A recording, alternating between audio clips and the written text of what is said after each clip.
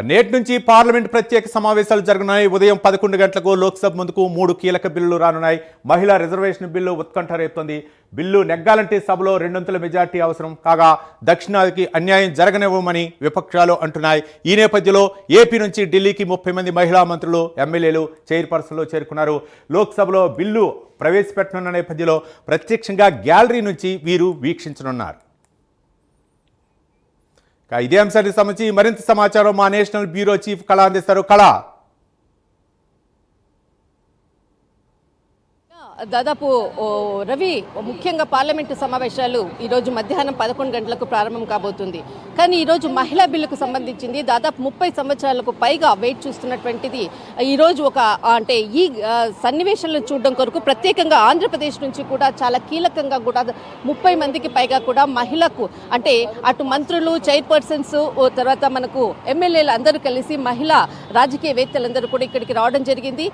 మరి కొద్దిసేపట్లో ఇక్కడ మనం ప్రస్తుతం అశోక 50 రోడ్ దగ్గర ఉన్నాము. అయితే ఇక్కడ నుంచి నేరుగా ఒక కీలక సమావేశం అయ్యాక ఇక్కడ నుంచి పార్లమెంటు భవనానికి బయలుదేరతారు. 11 గంటలకు మహిళా బిల్లుకు సంబంధించినటువంటిది ప్రత్యక్షంగా వీక్షించేందుకు నిన్న రాత్రి ఇక్కడ ఢిల్లీకి చేరుకోవడం జరిగింది. ఒక్కొక్కరుగా గత అమరావతి చట్టబద్ధత సభ ఏదైతే జరిగినటువంటి సమయంలో కూడా ప్రత్యక్షంగా ఆ సమయంలో కూడా ఇప్పుడు మనము ఒక్క నిమిషము సార్, గుడ్ మార్నింగ్ సార్.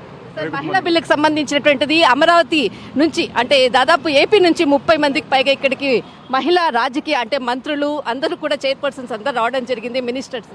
ఈ రోజు అద్భుత ఘట్టాన్ని ఏం చెప్పబోతున్నారు?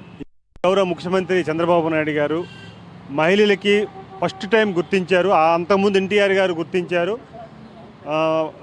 ఆస్తిలో సగభాగాన్ని మహిళకి ఇమ్మని వారు ప్రవేశపెడితే గౌరవ ముఖ్యమంత్రి చంద్రబాబు నాయుడు గారు మహిళల్ని స్వయంసేవక సంఘాలుగా వాళ్ళ ఇంటికి పరిమితం కాకుండా వారు కూడా సమాజానికి రావాలని చేసి ఈరోజు వారు చేశారు. అందుకే ఈరోజు ప్రతి ఒక్కరు కూడా ఈరోజు వచ్చి గౌరవించారు. అదే తెలుగుదేశం పార్టీ సిద్ధాంతం మహిళలకి ప్రాధాన్యత ఇవ్వాలని. ఈరోజు దేశంలో నరేంద్ర మోదీ గారి నాయకత్వంలో ఇది బిల్లు అమల్లోకి వస్తుంది. ఇంకా సంతోషకరమైన విషయం తెలియజేసుకుంటున్నాం. Thank you.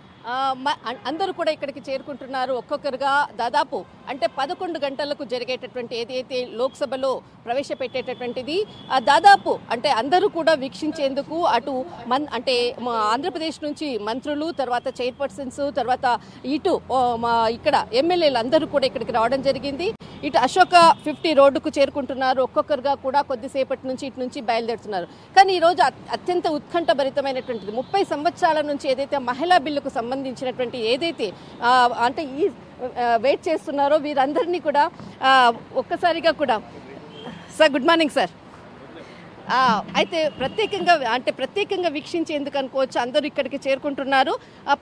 ప్రస్తుతం ఏదైతే లోక్సభకు సంబంధించినటువంటిది మధ్యాహ్నము ఈ సమావేశం 11 గంటలకు ప్రారంభమయ్యాక దాదాపు 2 రోజుల పాటు ఇక్కడే ఉంటున్నారు.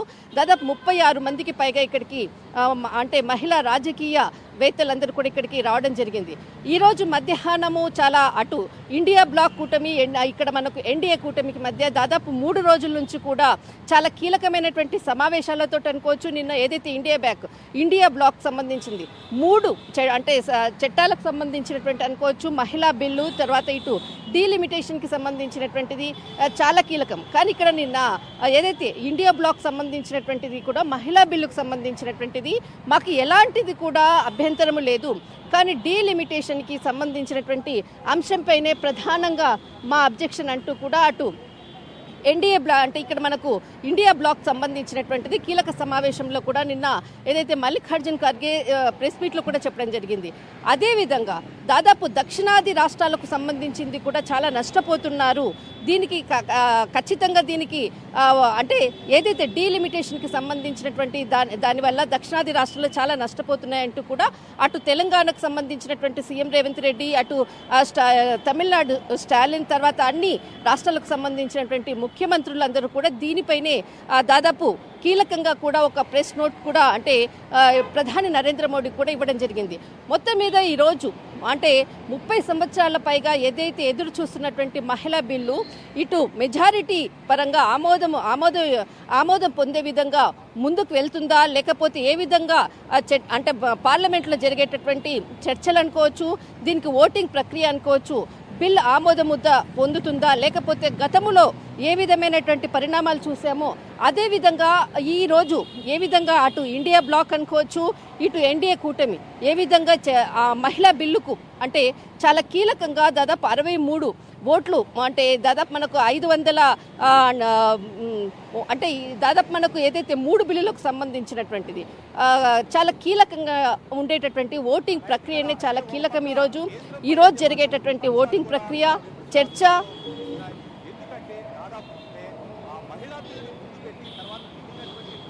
బిల్లు అవ్వచ్చు, మిగిలినటువంటి బిల్లుని వెనకబెట్టి నెగ్గించుకోవాలనే ప్రయత్నం చేస్తుంది ఎన్డీఏ కూటమి అనే విధంగా విపక్షాలు కూడా ఆరోపిస్తున్నాయి. ఈ నేపథ్యంలో డిఎంకే పార్టీ అధినేత తమిళనాడు ముఖ్యమంత్రి స్టాలిన్ కూడా ఆయన పార్టీ కార్యాలయంపై ఈరోజు నల్ల జెండా ఎగరవేసినటువంటి సందర్భం. ముఖ్యంగా అయితే మాత్రం దక్షిణాది రాష్ట్రాలకు అన్యాయం జరుగుతున్నటువంటి విమర్శలు కూడా చేస్తున్నారు. మొత్తానికి ఈ 3 కీలకమైనటువంటి బిల్లులను అయితే మాత్రం ఆమోదింపజేసుకోవడానికి ఎన్డీఏ కూటమి అయితే విశ్వ ప్రయత్నం చేసింది. అయితే మహిళా బిల్లుకు మేము వ్యతిరేకం కాదు, మహిళా బిల్లును మేము సమర్థిస్తాం, కానీ అందులో ఉన్నటువంటి లొసుకులు అవ్వచ్చు, లేకపోతే మిగిలినటువంటి బిల్లులు కూడా తీవ్రంగా చర్చ జరిగిన తర్వాత మేము ఆమోదిస్తామని చెప్పేసి విపక్ష కూటమి చెప్తున్నాయి. మొత్తానికైతే మాత్రం మహిళా బిల్లుకి అయితే మాత్రం ఎన్డీఏ కూటమి సభ్యులు అయితే హర్షం వ్యక్తం చేస్తున్నారు. మీరన్నట్లు మన ఆంధ్రప్రదేశ్ నుంచి దాదాపు 30 మంది ప్రజాప్రతినిధులు, మహిళా ప్రతినిధులు అయితే మాత్రం అక్కడ వీక్షించడానికి అయితే ఢిల్లీ చేరుకున్నారు. కానీ మిగిలినటువంటి ఆ ఎన్డీఏ కూటమి సభ్యుల యొక్క పరిస్థితి ఏ విధంగా ఉండే అవకాశాలు ఉన్నాయి? దీన్ని వ్యతిరేకిస్తారా, లేకపోతే మిగిలిన బిల్లుపై కూడా చర్చ జరిగిన తర్వాతే మహిళా బిల్లును ఆమోదించాలనే డిమాండ్ మాత్రం తెరపైకి వచ్చే అవకాశాలు ఉన్నాయి అనుకోవచ్చా కళ? ఖచ్చితంగా ఏదైతే మహిళా బిల్లుకు సంబంధించినటువంటిది ఈ రోజు జరిగేటటువంటి ఓటింగ్ ప్రక్రియ, మొట్టమొదటి దీన్ని ప్రవేశపెట్టిన తర్వాత దీనికి సంబంధించినటువంటిది ప్రతిపాదన అంటే గతంలో కూడా ఇటు సోనియా గాంధీ దాదాపు మనకు 2000 అంటే 30 సంవత్సరాల నుంచి కూడా మహిళా బిల్లుకి కూడా పలు దఫాలుగా కూడా జరుగుతున్నటువంటి పార్లమెంట్లో ప్రవేశపెట్టడము, వాటిని అంటే ఆమోదము పొందకుండగానే మహిళా బిల్లు ఆగిపోయినటువంటిది. 2023లో ఏదైతే మహిళా బిల్లుకు సంబంధించినటువంటి ఆమోదమోగ్యం పొందిన తర్వాత ఈరోజు మరొకసారి దీనిపై అంటే చర్చ జరిగే విధంగా కూడా పార్లమెంట్లో ఈరోజు చాలా కీలకమైనటువంటిది. దీనికి సంబంధించినటువంటిది 2 అంటే ఇటు ఇండియా బ్లాక్కు సంబంధించినది చాలా కీలకంగా ఇప్పుడు ఈ బిల్లుకు సంబంధించినటువంటి అంశాలను ఇప్పుడు ఎలక్షన్ టైంలో ఎందుకు దీనిని ప్రవేశపెట్టడము అంటే అటు పశ్చిమ బెంగాల్ అనుకోవచ్చు, ఒక్కసారిగా ఇక్కడ చాలా మంది కూడా ఇక్కడికి వస్తున్నారు. మనము చూద్దాము, చాలా మంది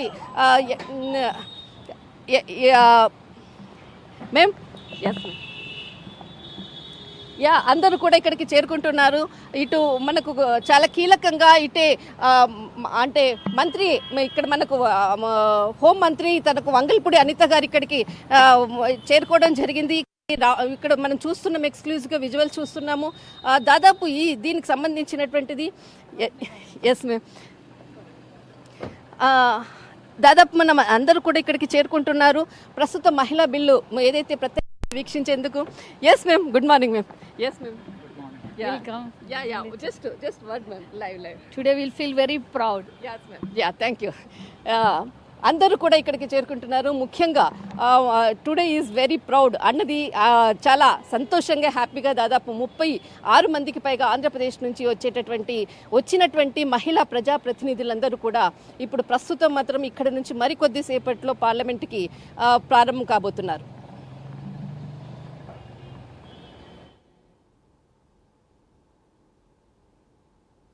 Movement andi, the most awaited movement have coming true today. Okay. We already in a celebration mode andi because it is going to happen.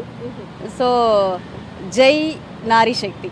మహిళా బిల్లు ప్రవేశపెట్టిన దగ్గర నుంచి కూడా ఇప్పటి వరకు కూడా చాలా ఒడిదుడుకులు ఎదుర్కొని ఈ రోజున నరేంద్ర మోడీ గారి యొక్క ప్రధానమంత్రి అధ్యక్షతన ఈ కార్యక్రమం చేయడం, మహిళలకు సముచిత స్థానం ఇవ్వడం, నారీ శక్తి అభియాన్ ద్వారా మరి ఆయన తీసుకొచ్చినటువంటి మార్పు తప్పకుండా మహిళా సాధికారత వైపు అడుగులు వేస్తుందని, మహిళా సాధికారతకు విద్యను అభ్యసించి ఆర్థికంగా బలోపేతమై ఈ రోజున రాజకీయాల్లో కూడా మరి ప్రవేశాలు లభించినట్లయితే తప్పకుండా వారి యొక్క హక్కులను సాధించుకోవడానికి ఒక చక్కటి అవకాశంగా భావిస్తున్నాను.